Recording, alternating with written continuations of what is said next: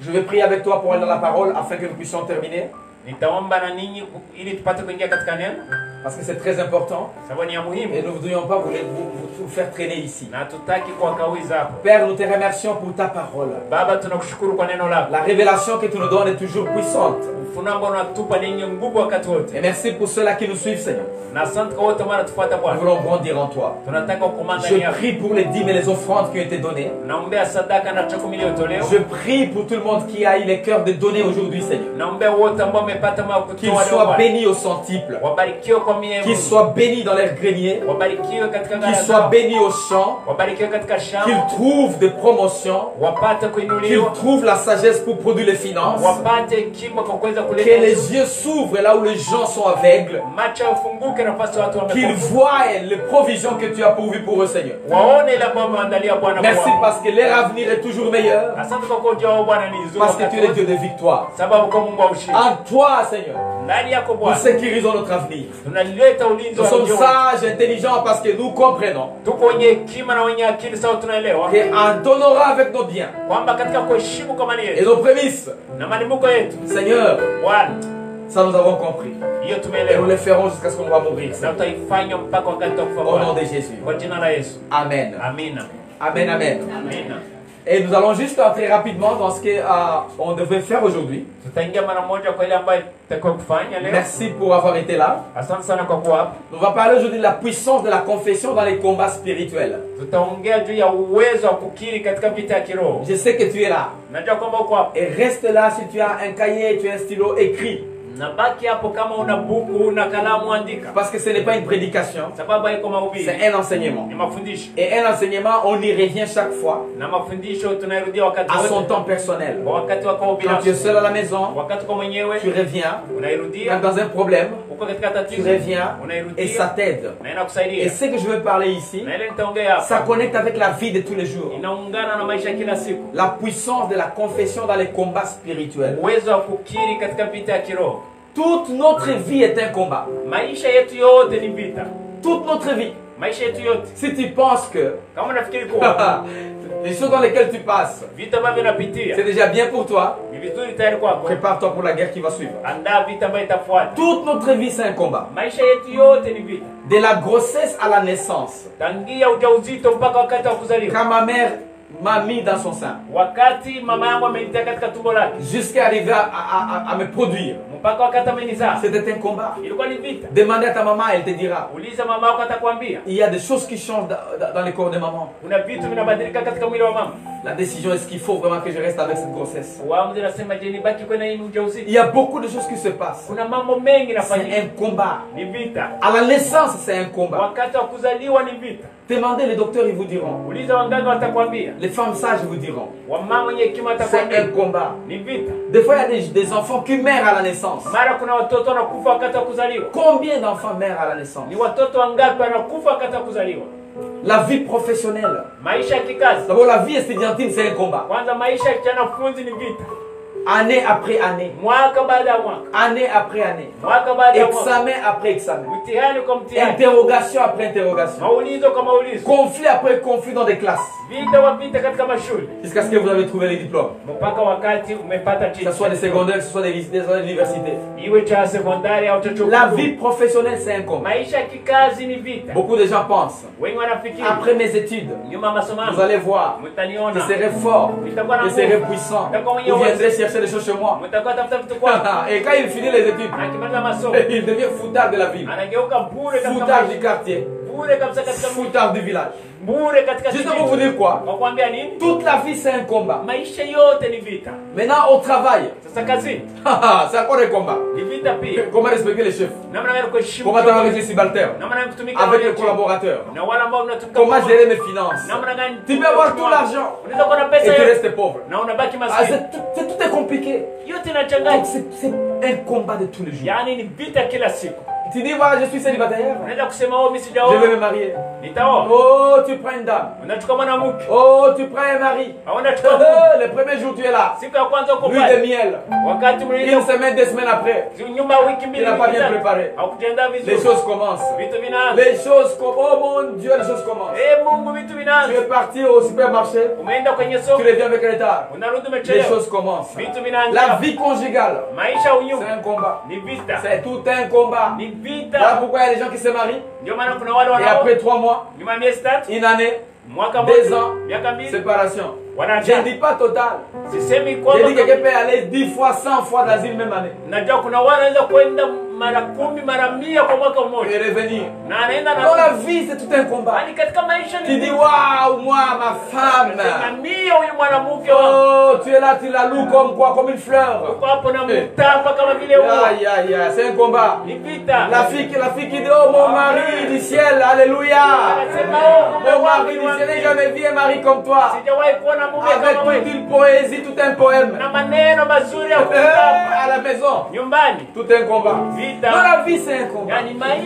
La vie du ministère.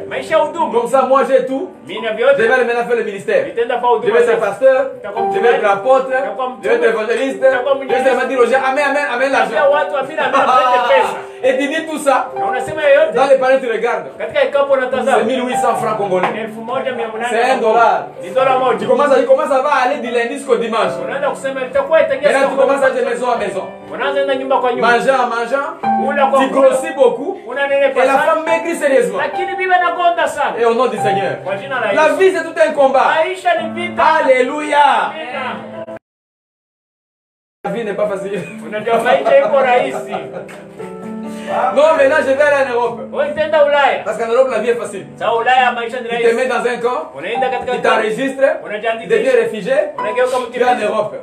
Arrivé en Europe, on donne en Amérique, ou quelque part, on te fait un boulot. Le boulot qu'on te donne, ça commence à 21h. Et ça finit à 3h du matin.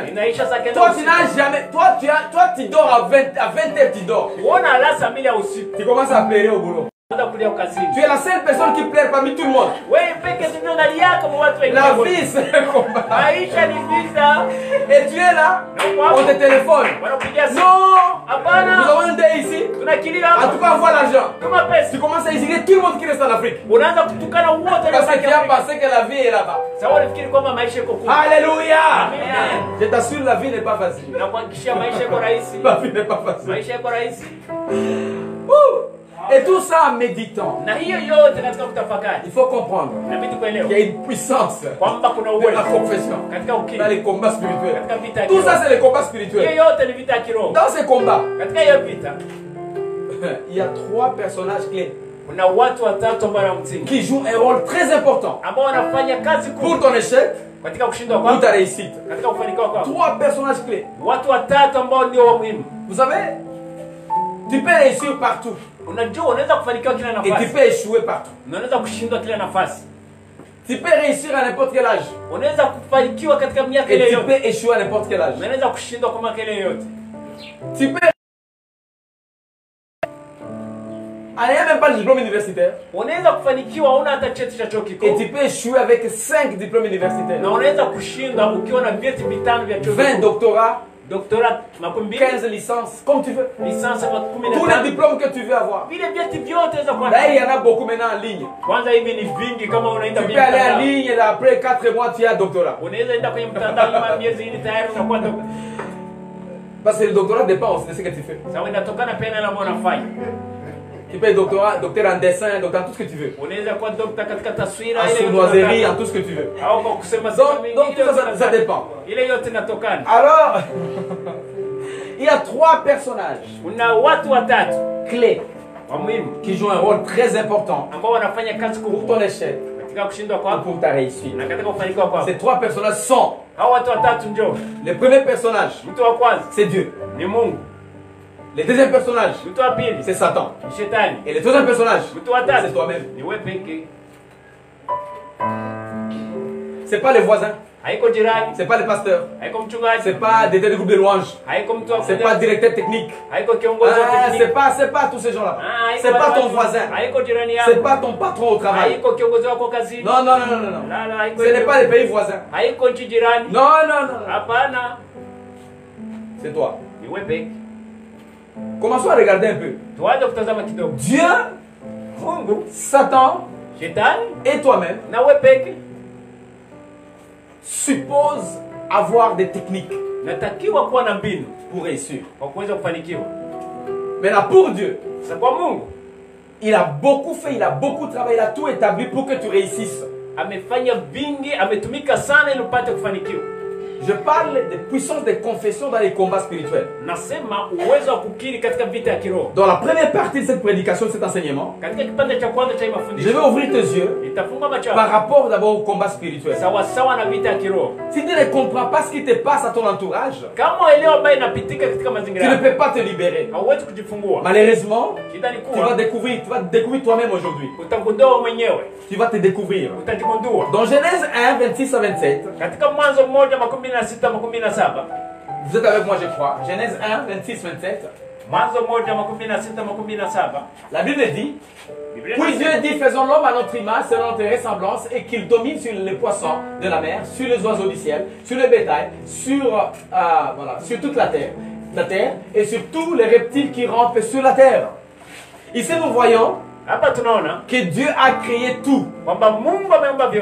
Mais attention, ouvre tes oreilles. Il a mis tout en ordre. Tu peux souligner si tu écris ordre. Parce qu'il faut faire très attention. Tu peux reconnaître toute la créature de Dieu, mais tu ne comprends pas l'ordre divin.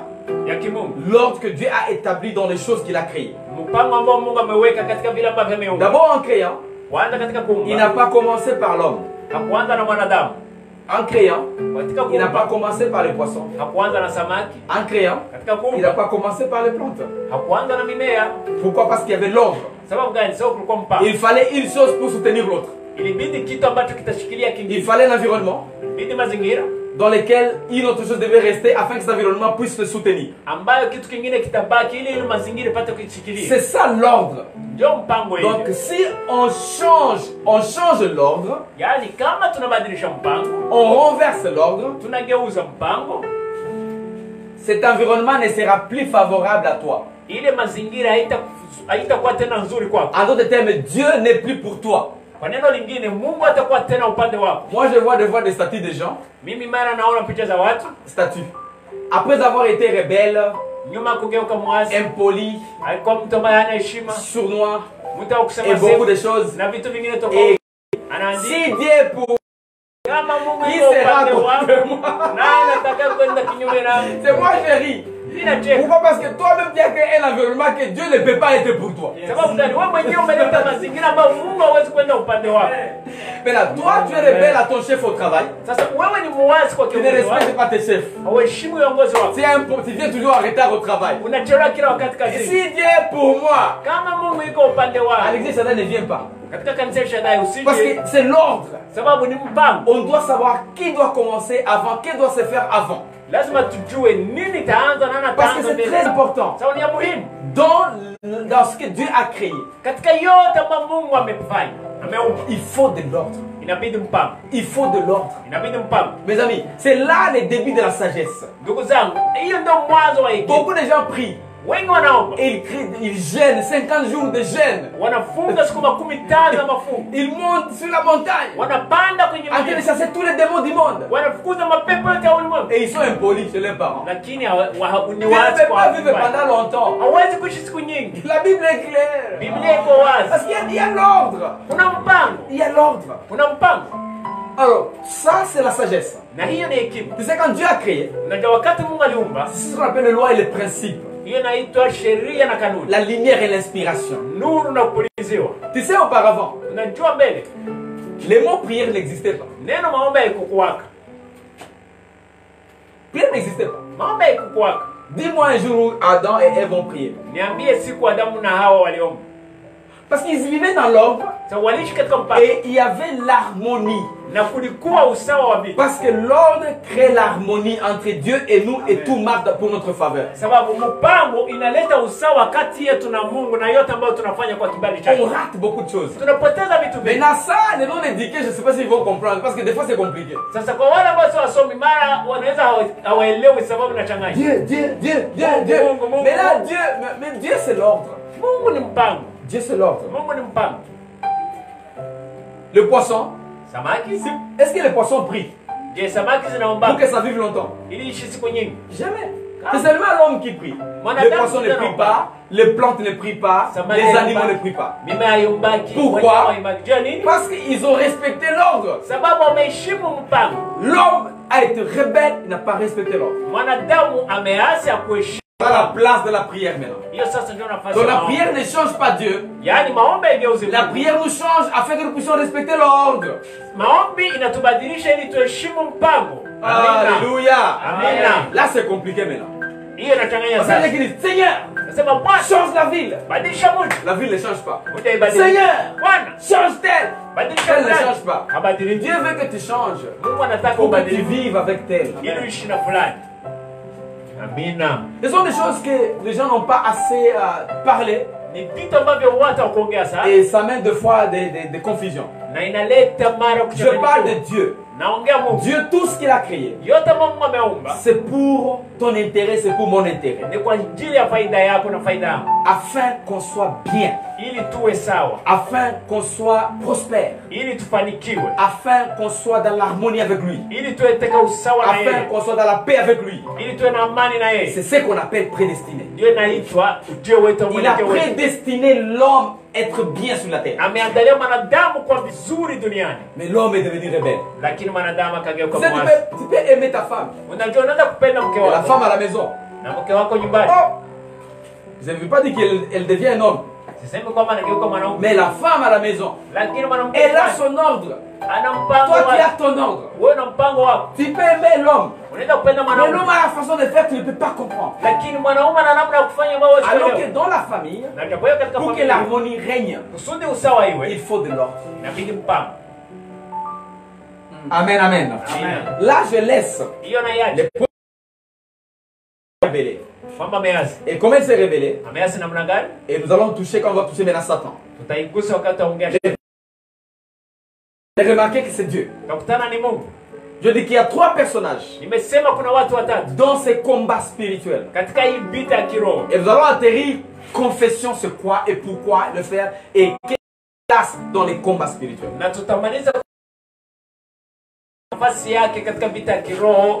Deuxième personnage, c'est Satan. Dans Ézéchiel 28, 14 à 17. Ézéchiel 28, 14 à 17. La Bible dit: tu étais un chérubin protecteur aux ailes déployées. Je t'avais placé et tu étais sur la sainte montagne de Dieu. Tu marchais au milieu de pierres étincelantes. Oui, avancez. Verset 15.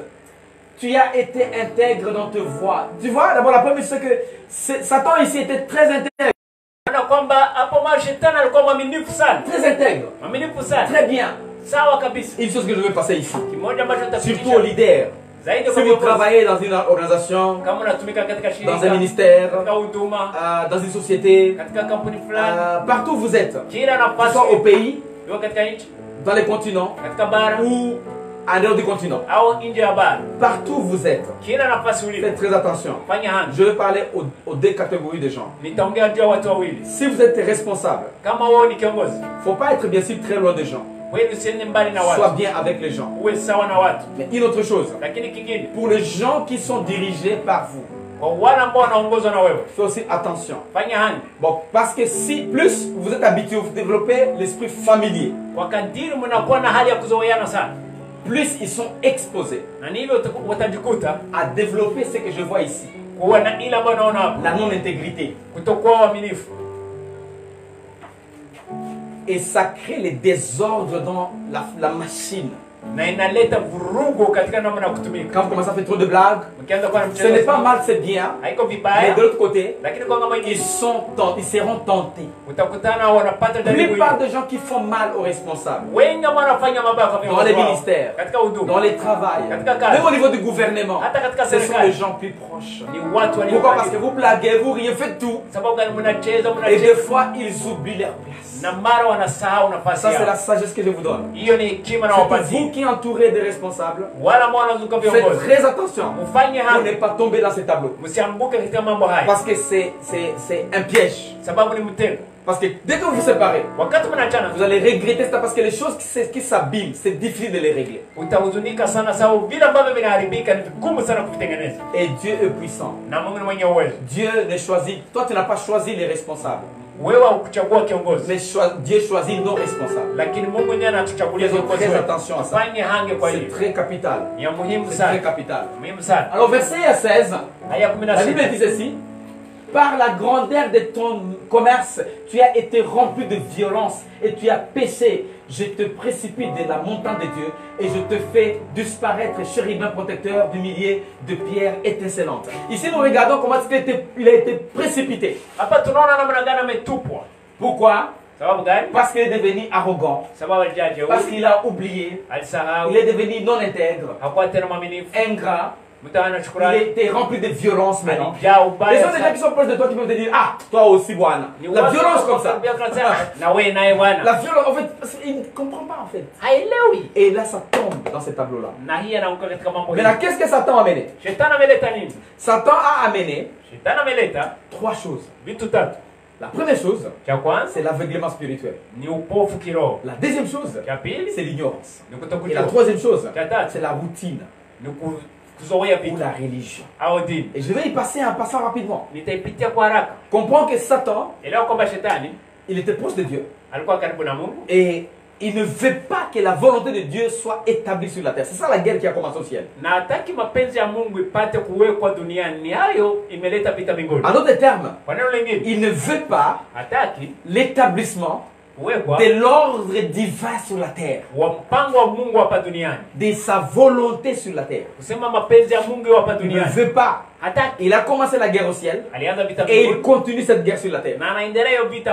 Si vous voyez un problème, des gens mourir avant les temps, beaucoup de difficultés, les gens qui s'aimaient se séparer, des divorces, de la pauvreté totale, pandémie au niveau global,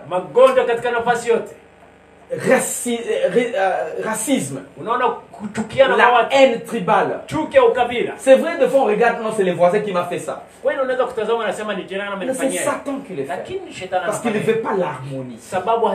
Parce qu'il sait que la réponse à tes problèmes se trouve dans les mains de notre voisin qui n'a pas la couleur comme toi peut-être, qui n'est pas élancé ou moins élancé comme toi. Ça c'est un problème. Donc, et ça nous devons voir. Mais dans les combats spirituels, il a amené des choses. Maintenant lui il combat la volonté de Dieu. Et c'est ça, ces combats se passent dans le monde spirituel. Pourtant, ça s'exprime dans les naturels. Quand nous regardons par exemple en Chine, les Chinois, comment ils tapent les Africains, comment ils chassent les Africains. Subitement, les Africains se sentent aussi mal, c'est pas possible, nous allons aussi faire le feedback. Bon, consciemment, personne ne voit que non, c'est Satan, c'est un combat spirituel. Donc c'est un combat inconscient. Pourtant, il est réel. Les gens voient la haine, les guerres, la pandémie, et tout ça nous regardons. Regardez les catastrophes naturelles. Regardez l'inondation commence à balayer. Nous à notre église ici, il y a l'eau qui est montée à 25 mètres à peu près. Donc on regarde. Bon, d'accord. Oh, les scientifiques vont dire non, les gens n'ont pas les sciences, tout ça. Tu vois, on va en parler. C'est les combats spirituels. Pandémie dans le monde entier. Les supermarchés travaillent. Les marchés travaillent. Tous les boulots fonctionnent. Sauf les églises. Où il n'y a pas de rassemblement. Au marché, même si vous mettez 100 000 personnes, il n'y a pas de problème. Ça, c'est les combats spirituels. Et nous devons vivre en observant ces choses. Et la première chose qui l'amène, c'est l'aveuglement spirituel. Et je dis combat spirituel. Ouvre tes yeux et écoute. Ouvre tes oreilles et écoute. En tout cas, écoute avec tes yeux et écoute aussi avec tes oreilles. Alors, vous savez, les sourds, ils peuvent te regarder et ils écoutent ce que tu parles. Parce qu'ils sont attentifs avec leurs yeux. Voilà pourquoi je te dis, écoute avec tes yeux et écoute aussi avec tes oreilles. 2 Corinthiens 4 et 4. Je parle de la première chose que Satan amène sur la terre pour contrecarrer la volonté de Dieu, c'est d'abord l'aveuglement spirituel. On ne voit pas Satan par les yeux. C'est comme ça que nous devons développer la connaissance pour connaître comment il agit. Son mode opératoire, sa façon d'opérer. La Bible dit, pour les incrédules dont le Dieu de ces siècles, Dieu minuscule de ces siècles a aveuglé. Il a aveuglé leur intelligence. Afin qu'ils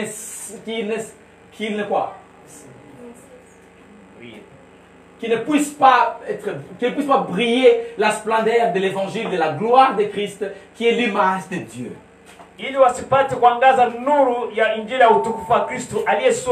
La Bible est claire que vous ne puissiez pas briller, vous ne puissiez pas montrer la splendeur de l'évangile de la gloire de Christ.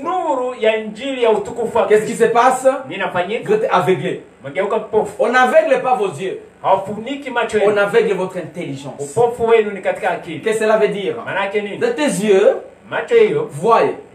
Ton intelligence est seulement intelligente aux choses terrestres, aux choses scientifiques. Mais à ce qui est spirituel, à ce qui est au-delà de ce qui est touchable, tu peux sentir, tu ne peux pas comprendre. Tu vois, ce corps est formé dans l'université de 5 organes. En d'autres termes, ce que tu ne vois pas avec tes yeux, ce que tu n'écoutes pas avec tes oreilles, ce que tu ne sens pas avec ta peau, ce que tu ne sens pas non plus avec ton odorat, ce que tu ne peux pas sentir au plus profond de toi-même, ce n'est pas vrai. Et quand tu vis comme ça, ton intelligence est aveuglée. Parce que tu n'as jamais vu les ondes de radio. Je suis dans la ville d'Uvira ici. Vous me suivez en Europe, en Amérique, au Canada, au Pakistan. Alors que il n'y a aucun fil qui nous connecte. Là, vous nous suivez dans des maisons. À Bukavu, à Kinshasa, à Bujumbura, il n'y a aucun câble. Qu'est-ce qui se passe? Alors tu crois à ça parce que c'est scientifique, mais tu ne comprends pas ce qui est spirituel. Là, ça te montre que ton intelligence est aveuglée. Et c'est le plan diabolique. Quand on ne parle de la vie éternelle, il dit non, quand on meurt c'est fini. Je comprends que tu es aveugle. Tu comprends seulement les choses qui peuvent être touchables ou prouvables par la science. Ça c'est le plan de Satan. Et avec ça, il a engagé beaucoup de scientifiques pour bloquer l'avancement des splendeurs de la gloire de Dieu.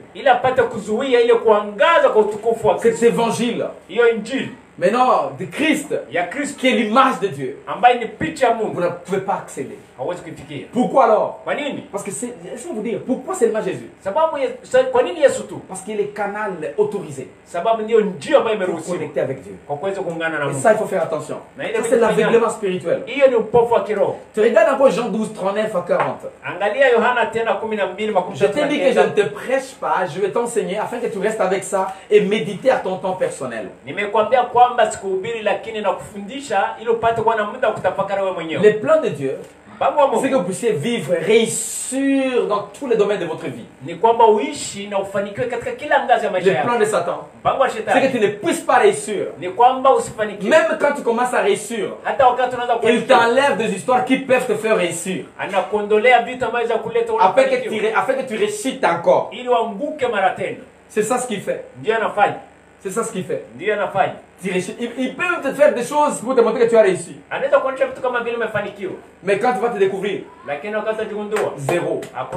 C'est comme si tu construisais sur les sables. Jean 12, 39 à 40. La Bible dit ceci, tu lis avec moi, n'est-ce pas? La Bible dit ceci. Aussi ne pouvait-il croire parce qu'Ésaïe a dit encore, il a aveuglé leurs yeux et il a endurci leur cœur, de peur qu'ils ne voient des yeux, qu'ils ne comprennent du cœur, qu'ils ne se convertissent et que je ne les guérisse. Comprends ici que pour accéder à la guérison divine, pour accéder aux choses du royaume de Dieu, il faut que vous soyez inspiré de Dieu. Et si vous n'êtes pas inspiré de Dieu, vous ne pouvez pas accéder à ces choses. Alors le plan de Satan, quand il aveugle ton intelligence, ça bloque l'inspiration divine de tomber sur toi. Et cette inspiration, elle est continuelle. Tu peux connaître tous les versets de la Bible du début à la fin, mais tu n'es pas inspiré. Moi j'ai grandi dans l'église, mais j'ai reçu le Seigneur en 1998. Parce que c'est là. Alors que je connaissais Jean 3, c'est depuis mon enfance. Mon grand-père était révérend pasteur. On m'a béni à l'église quand j'étais bébé. Moi j'ai grandi à l'église. Le Sunday school, j'y allais. Toute mon éducation, je l'ai fait dans les écoles chrétiennes.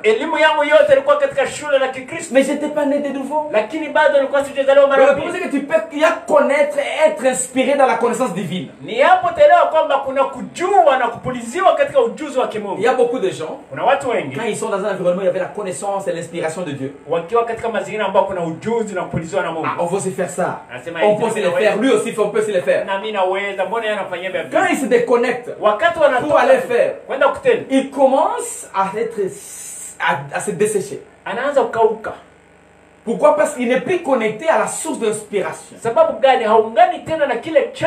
Alors qu'il pensait ou elle pensait que je vais tout faire. Ce n'est pas question d'être humain. C'est question spirituelle. Et c'est le plan diabolique de déchirer les plans de Dieu pour nos vies. L'aveuglement spirituel peut venir à n'importe quand pour nous dérailler même de la route que nous prenions. Là, c'est le plan de Satan pour bloquer la volonté de Dieu sur la terre. Vous trouvez que la guerre existe? Cette guerre spirituelle existe. Et c'est comme ça que les chrétiens prient. Non, Seigneur, on doit faire ça. On doit faire comme ça. Descends comme ça. Tu peux tout parler. Et rien n'arrive. Parce qu'il y a des principes et des lois que nous devons respecter. C'est très profond. Regardez Jean 3, 19 à 20. Tu es là? Je vous donne de base. Parce que pour établir une vérité, il faut des témoins, au moins 3 témoins. Il ne faut pas seulement prendre des versets bibliques et tu commences à parler des choses. Beaucoup de gens, surtout à ce moment, watu wengi zaidi kwa wakati huu, tout celui qui crie, yeyote maana piga kelele, ils disent que c'est l'onction. anasema yeye ni upako ile. Tout celui qui a la chaudière, Yule maana kifukutu akata ubiri, c'est l'onction. kama yeye upako. Jésus n'a jamais crié. Yesu hakuwahi kulalamika. C'est que nous devons comprendre. Ila Et je ne suis pas non plus contre les gens qui crient. Na mimi siendi kinyume na watu ambao wanalalamika. Je crie deux fois aussi. Mara na mimi naweza kulalamika. Mais ce que je connais, c'est qu'il faut connecter à cette parole qui est want. Inabidi kuungana na hii neno ambayo la parole transporte une puissance incroyable. Neno lina uwezo wa ajabu. Pour transformer nos vies. Kwa kuweza kubadilisha maisha Jean yetu. 3:19 dit ceci. Yohana 3:19 nasema hivi. Et ces jugements, c'est que la lumière étant venue dans le monde, les hommes ont préféré les ténèbres à la lumière. Na kwa kuwa hukumu hiyo imekuja, ni ya kuwa nuru imekuja ulimwenguni na watu wakapenda giza kuliko nuru. Parce que leurs œuvres étaient mauvaises. Kwa maana matendo yao yalikuwa maovu. Car quiconque fait le mal est la lumière et ne vient point à la lumière. Maana kila mtu atendaye mabaya huichukia nuru wala huiji nuru kwake. De peur que ses œuvres ne soient dévoilées. Ili matendo yake asije La partie qui m'intéresse, c'est la première partie ici. Inanihusu hapa ni kipande ya kwanza. Dans cette partie des ténèbres et lumière. Hii nafasi ya nuru na giza. Pourquoi Satan attaque l'inspiration?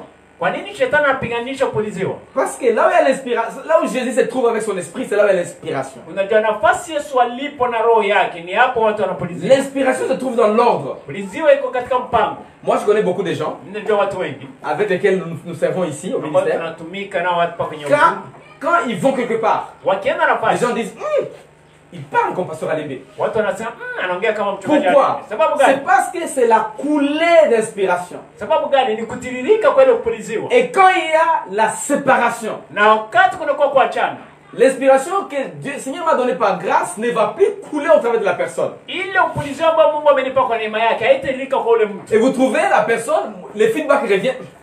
Mais il a changé, qu'est-ce qui ne va pas? C'est parce qu'il y a une coupure quelque part. Tu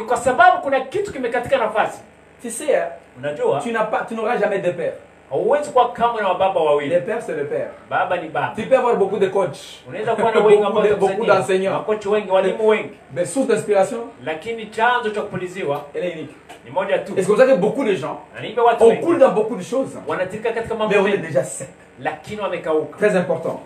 Maintenant, la première chose que je disais ici, dans les combats spirituels, il y a trois personnages importants. Dieu, Satan et toi-même.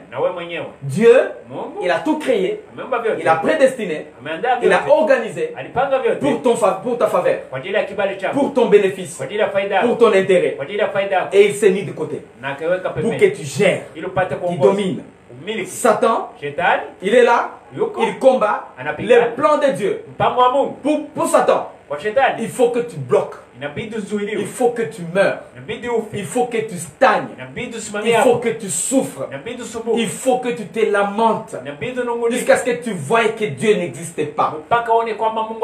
Et il utilise trois choses. La première chose, l'aveuglement spirituel. Et c'est ce qu'on vient de parler. Donc quand tu es aveuglé spirituellement, tu ne verras jamais Dieu. Quand on te parle d'inspiration divine, tu vas dire Akuna. C'est à son intérêt. C'est parce que tu n'es pas inspiré. Tu ne comprends pas. Et tu vas dire deux fois. Ah non, nous on en a fait des années. Mais est-ce que tu étais né de nouveau? Est-ce que tu étais vraiment attaché à Dieu? Est-ce que tu le faisais avec bonne motivation? Alors parce que tu es aveuglé spirituellement, tu auras toutes les raisons pour te donner raison. Tu vas t'arranger. Les gens, tu leur dis, voilà, on va aller prier ensemble à l'église. Ah, église. Et quand tu quittes l'église, tu les vois dans un bistrot en train de boire. Depuis 8 heures. Comment tu peux commencer à boire à 8 heures? Et tu dis que tu as étudié. C'est honteux pour toi. Alors tout ça, c'est parce que tu es aveuglé spirituellement. Quand tu es aveuglé spirituellement, tu ne vois rien de Dieu. Les autres scientifiques ils disent là, moi je ne peux pas recevoir Jésus. Je vais y penser un jour. Il y a un type que je connais. Je ne vais pas dire son nom. Il travaille dans un bureau bien ici à Ouvira. Je l'ai suivi pendant 7 ans. Je lui parlais de Jésus. Et il m'a fait comme maintenant. Je suis devenu j'étais devenu comme un farceur. Nikageuka kama vile tumtumbure kwa. Il se lava. Chaque fois que j'avais rendez-vous avec lui, Kila wakati nilipopatana tukutane, il disait voilà, venez, venez, ça va bien. Kuya tu. Mais en arrivant chez lui, Nikifika kwake, je le trouve ivre. nakutana amelewa. Et la première chose qu'il va me voir, c'est quoi? Cha kwanza ataniambia ni nini? C'est le rire. Tu viens encore. Tu viens acheter ici. Pendant 7 ans, tu sais. Muda miaka 7. Humilié. Kudharauliwa kabisa. Mais récemment, Lakini hapa punde, j'avais appris qu'il est à l'hôpital. nimeelewa kwamba alikuwa kwenye Soins hospitali. intensifs. Katika nafasi ya soins intensifs. On lui disait qu'on appelle les gens pour que tu puisses confesser tes péchés. Balikuwa anamwambia tuite watu ili upate kutubu dhambi zako. Non, attends. Hapana, Mungu wangu. Mais là, il est arrivé au niveau, il va maintenant partir. Akafikia nafasi kabisa maisha yake À 22h, on m'appelle. saa ina usiku akaniita. Pasteur, Mchungaji, on dit que, nasema que tu viennes. lazima uje. Il dit à 22h. Nasema iko saa ina usiku. Vous qui êtes là, Mwe mko hapo. aidez-les à recevoir. Mumsaidie J'ai fait apokee. mon travail Niko nafanya kazi pendant yangu. 7 ans. Muda Vous miaka pouvez l'aider à 7. recevoir. Mumsaidie La apokee. suite, je ne sais pas. Hiyo fuata sio. Je suis pour vous dire, Kwa kuambia kuwa quand tu es aveuglé spirituellement, wakati umepofuka kiroho, tu peux penser que ton argent suffit, unaweza kufikiri kwamba pesa yako ta inatosha, santé suffit, afya yako inatosha, tes voyages suffisent, safari zako zinatosha, ton boulot suffit, kazi yako tout inatosha, ce que tu as suffit. kile yote unayo Mais inatosha. juste moindre bouleversement de la façon de respirer là, Lakini kidogo tu wakati tu vas unakubadilisha, commencer à appeler tout le monde. utaanza kuita wote. L'aveuglement spirituel Unapofuka kiroho te montre le bien qui sont là. inakuonesha vizuri Tu as le vizuri. bien. Ulikuwa C'est comme ça que Satan avait suivi Jésus dans les déserts. Shetani alifuata shetani katika Adore-moi. Yesu akasema, akasema niabudu. Adore-moi. Niabudu. Tout ce royaume, Hii ufalme je yote te le donnerai. nitakupa. Si Jésus était aveuglé spirituellement, Kama Yesu angekuwa kipofu kiroho, ça serait sa fin ce jour-là. ingekuwa ndo mwisho wake ile Mais siku. il était clair spirituellement. Lakini alikuwa na Ses nuru yeux kiroho. étaient ouverts. Macho yake Il avait l'inspiration. alikuwa Il a compris que c'est Dieu qui a créé tout ça. akielewa kwamba ni Mungu ameumba yote. Voilà pourquoi il a réussi. Ndio maana amefanikiwa. Que le Seigneur t'enlève dans l'aveuglement spirituel. Bwana kuondoe katika upofu wa kiroho. Alléluia. Amina. Que te donne plus d'inspiration. Mungu akupe upulizi wa La deuxième Mungu. chose que Satan amène, Cha pili ambacho c'est shetani analeta l'ignorance. ni kutokujua. Tu sais, mes amis, Unajua l'enseignement prend beaucoup de temps mafundisho yanachukua muda parce mwingi qu'on explique les vérités spirituelles. sababu tunatafsiri ukweli wa kiroho. Mais la prédication prend peu de temps Lakini mahubiri yanachukua muda parce qu'on kidogo. proclame les vérités spirituelles. Sababu tunatangaza ukweli On wa peut les kiroho. proclamer dans 10 minutes. Tunaweza kuisema kwa dakika Mais 10. enseigner dans 10 minutes, c'est difficile. Lakini kufundisha kwa dakika 10 ni Mais vigumu. sois un peu patient. Lakini vumilia Je kidogo. vais arrêter d'ici là. Nitamaliza punde. Donnez-moi 10-15 minutes. Mnipe dakika 10. On va atterrir. Tutamaliza. Il amène aussi l'ignorance. Analeta pia À kutokujua. part l'aveuglement spirituel, Nyuma ya upofu wa il kiroho. amène l'ignorance. Analeta kutokujua. Osée 4:6. Yohana 4:6. Mon peuple est détruit faute de connaissance. Hosea 4:6 tafadhali. Watu wangu uharibifu kwa sababu ya kutokujua. Osée 4:6. Hosea 4:6. Mon peuple est détruit faute de connaissance. Watu wangu wamekufa sababu ya kutokujua. Dans tout ce qu'on parle de connaissance et ignorance, tu ne verras nulle part que mon peuple est détruit par manque de prière. Hakuna nafasi yote ambayo utakutana nasema kwamba watu wangu wameharibika sababu kosa maombi. Mais là, vous trouverez Sasa utakuta Satan, shetani quand tu pries beaucoup, ukiomba sana des fois il peut te laisser. maana anza kuacha Si tu pries dans l'ignorance. wakati unaomba katika hali Pour lui, il n'a pas de problème. wake hakuna Mais tu es tatizo. ignorant, qu'est-ce que tu veux? Kama ujui unataka nini? Tu es ignorant. Haujui. Tu es ignorant. Tu pries beaucoup. Unaomba sana. Mais tu es pauvre. Lakini uko Tu maskini. pries beaucoup. Unaomba sana. Mais tu es malade. Lakini uko Tu mgonjwa. pries beaucoup. Unaomba sana. Mais tu n'es pas en bonne relation avec beaucoup de gens. Lakini una uhusiano mzuri Tu na watu pries wengi. beaucoup. Unaomba sana. Mais ta femme a un problème. Lakini mke wako Tu ana pries tatizo. beaucoup. Unaomba sana. Tu déranges ton mari tous les jours. Unauzi mume Tu wako pries kila siku. beaucoup. Mais ta famille a beaucoup de problèmes. Lakini familia yako ina matatizo Ça, mengi. c'est le problème de Satan. Hiyo ni tatizo la Il veut shetani. déstabiliser l'ordre. Anataka vuruge Raison pour mpango. laquelle la connaissance, Ndio maana ujuzi elle est au centre de beaucoup de choses. ni chanzo cha vitu vyote. Maintenant, mon peuple périt faute de connaissance. Sasa watu wangu wanaharibika sababu ya kutokujua. Regardez la partie ici, la dernière partie. Car tu as oublié la loi de Dieu. Biblia inasema kwamba kwa kumesahau sheria ya Mungu Ou car tu es ignorant de la loi de Dieu, entre guillemets, je paraphrase, au kwa sababu hujui sheria za Mungu, nasema katika kifungu, j'oublierai tes fils. nitasahau watoto wako. Tu sais, les fils, c'est l'avenir. Unajua watoto ni ujio. Les enfants, c'est notre avenir. Watoto ni ujio wetu. Parce que tu ne connais pas, Sababu hujui. ton avenir est en danger. Ujio wako katika tatizo. Parce que tu ne connais pas, Sababu hujui. ton avenir est précaire. Ujio wako iko katika tatizo. Et Satan, il veut tuer notre avenir. Na shetani anataka kuharibu Il ujio veut wetu. tuer notre avenir. Anataka Tu kuharibu peux ujio wetu. avoir tout là.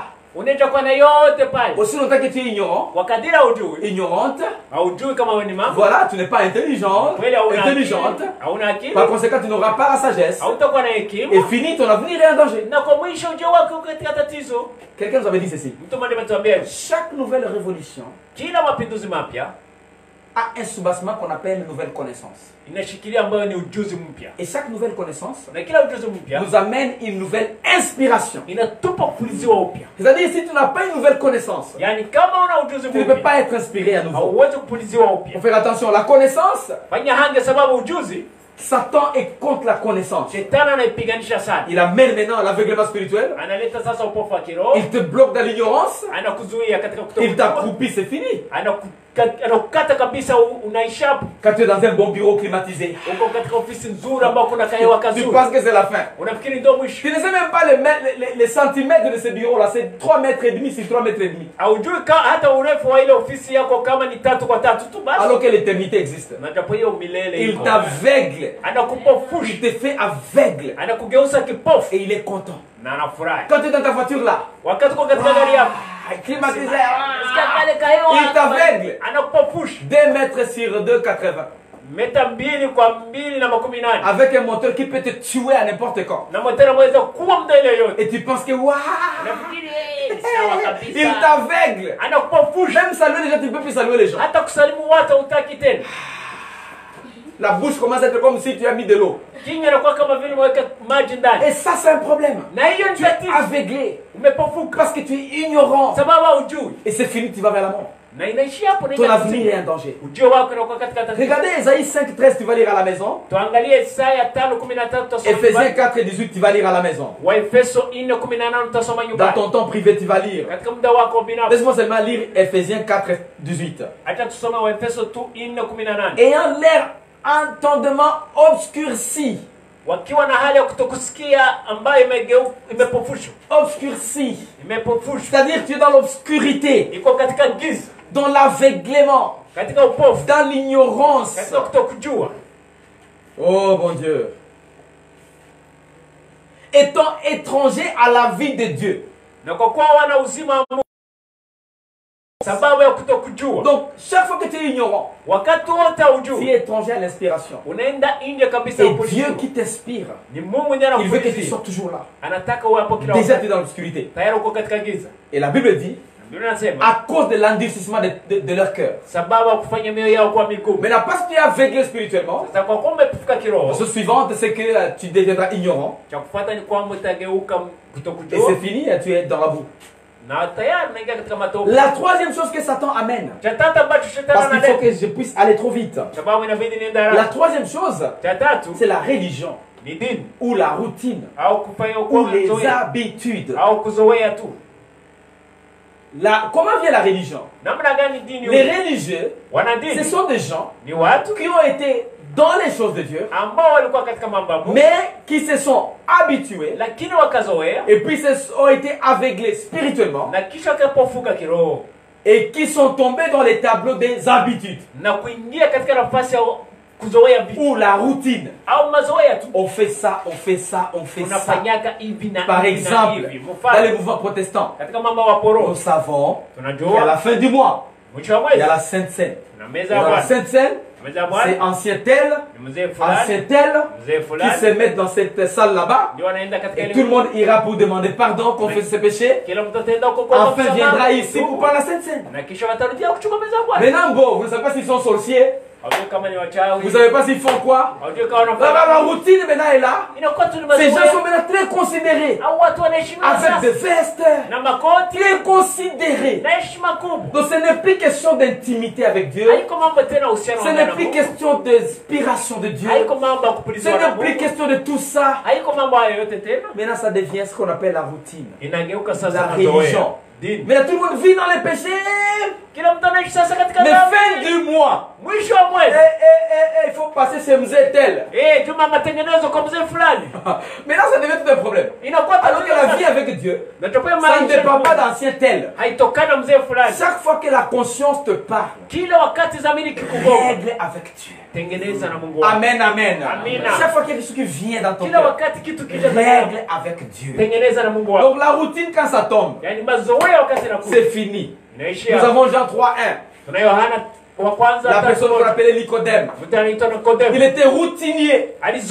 Il était routinier. Un religieux. Juif. Oh, il était fort. Il connaissait les 10 commandements. Il connaissait la loi. Il travaillait au temple. Il était super. Elle me dit qu'il était docteur de la loi. Mais il n'avait jamais développé cette intimité avec Jésus. C'est-à-dire quoi? Satan, même si tu vas à l'église, tu vas sur la montagne, tu portes la robe blanche, une grosse croix, Satan s'en fout. Aussi longtemps que tu es routinier, il est content. Pourquoi? Parce que tu es déjà vaincu. Quelqu'un qui a la bonne relation avec Dieu, l'intimité avec Dieu, il règle sa vie tous les jours. Il cherche Dieu tous les jours. Il regarde où est-ce que j'ai trébuché, où est-ce que ça va marcher, où est-ce que je commence à être désobéissant, où est-ce que ça ne marche plus, comment je vais faire. Alléluia. Comment je vais t'inspirer. Je vais chercher l'inspiration moi. Un routinier, il sait mon travail. Par exemple, le pasteur. Moi, je suis prédicateur. Bon, je vais seulement prêcher. Il oublie que c'est l'onction qui soutient. Il oublie que cette inspiration, ce n'est pas à lui. Ça appartient à Dieu. Et pour la soutenir, il faut la relation personnelle avec Dieu. Amen. Maintenant, les prédicateurs, des fois, on est habitué. Moi tel. Ce n'est pas question de moi tel. Voilà, il y a des prédicateurs qui citent et à la fin, ils ne sont plus rien. Je ne dis pas que les gens sont parfaits. Mais je dis qu'il faut régler. Chaque fois que la conscience ne marche pas, règle avec Dieu. Il ne faut pas être routinier. Mazoea. Alléluia. Amen. Dis-moi, il ne faut pas kuzoea. Il ne faut pas kuzoea. Fais attention. Très attention. Nous devons vraiment atterrir. Tu vois ces mouvements-là? Quand tu regardes les mouvements sataniques, ils prennent beaucoup de scientifiques. Parce qu'ils ont la formule. 1 plus 1 égale 2. 10 moins 5 égale reste 5. Ça marche bien avec les scientifiques. Mais ça ne marche jamais avec Dieu. Jamais. Pour dire 1 moins 1 n'est pas nécessairement égal à 0. Voilà pourquoi il nous dit dans 100 $, si tu prends 10 $, tu donnes le reste que tu as et plus que les 100 que tu avais avant. Tu es sûr que mathématiques marche?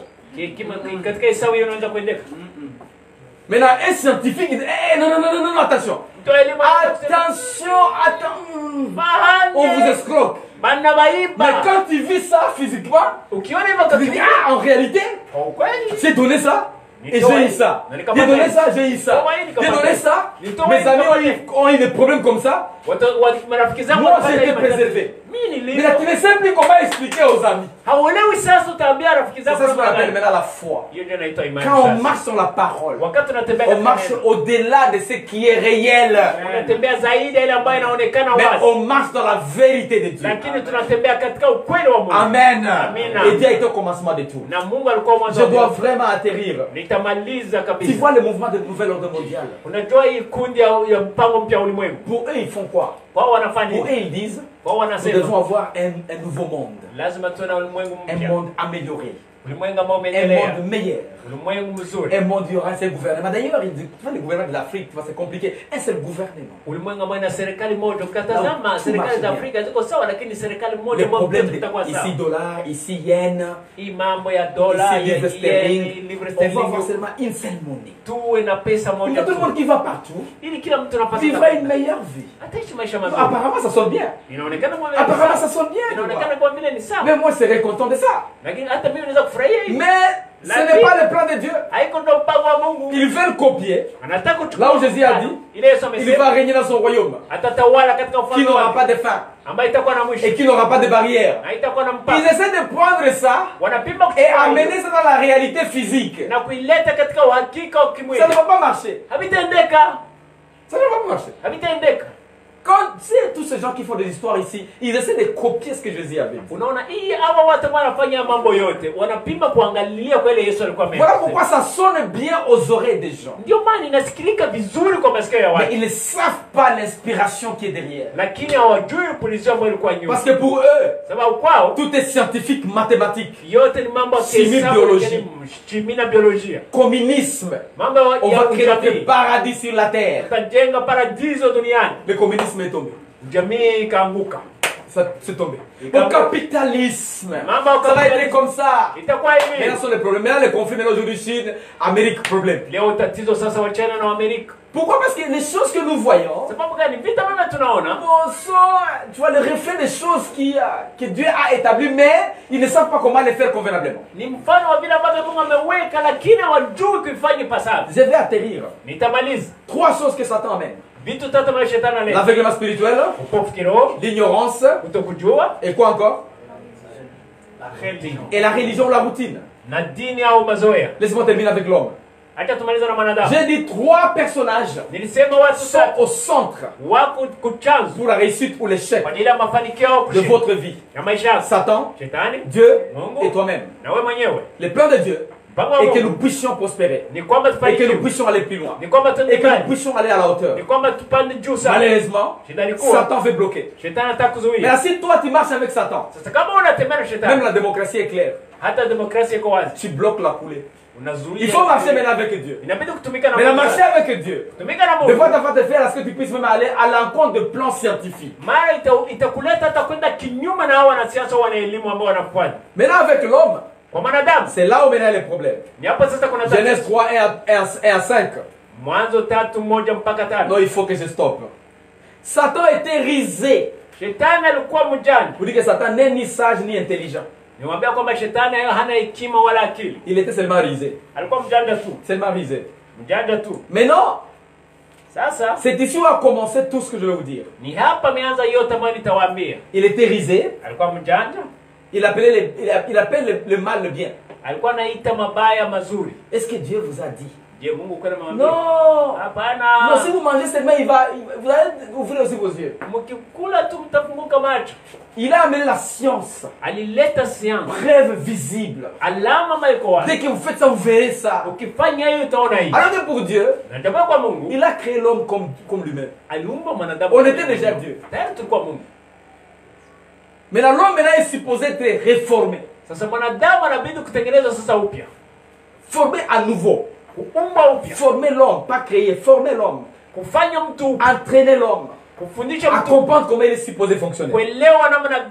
C'est ça maintenant la place de la confession dans les combats spirituels. Vous voyez tout ce qui se passe maintenant. Maintenant, Luc 4 et 6, et je vais stopper pour que je continue la semaine prochaine. Parce que l'enseignement, ça prend beaucoup de temps. Luc 6, 45. 6, 45 de Luc. La Bible dit quoi? L'homme bon tire de bonnes choses du bon trésor de son cœur.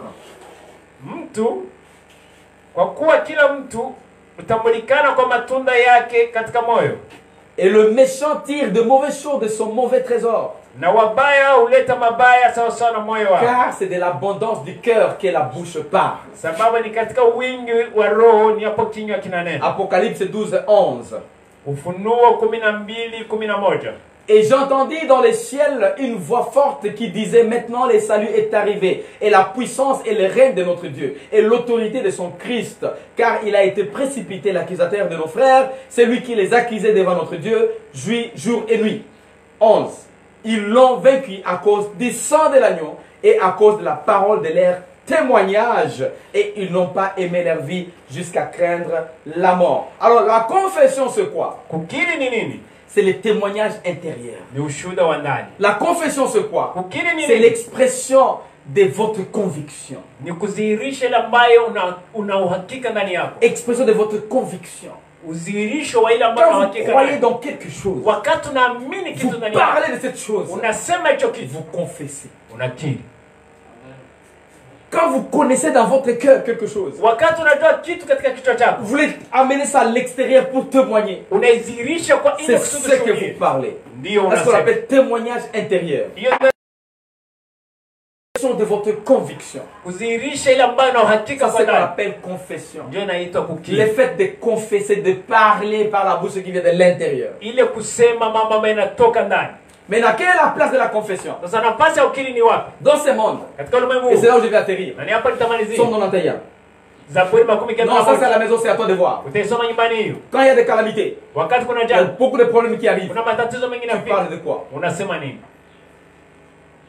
Tu parles de l'abondance de ton cœur. Na jambo yako. Si tu regardes à ton entourage, Ukiangalia katika tout le mazingira, monde ne parle que de quoi? wote wanasema nini? De Corona. Corona. Je ne dis pas que Corona n'existe pas. Sisemi kwamba corona iko wapi. Je ne dis pas qu'on ne doit pas se protéger. Sisemi kwamba hatupasi kujilinda. Mais j'ai dit dans 24 heures, Lakini nasema kwa saa 24. combien d'heures tu as parlé de Corona? Umesema corona muda wa Et masaa combien d'heures tu mangapi? as parlé de Christ? Na ni mara ngapi umesema Et de ta Kristo? bonne santé. Na afya yako nzuri. Médite-toi, médite toi-même. Jitafakari wewe mwenyewe.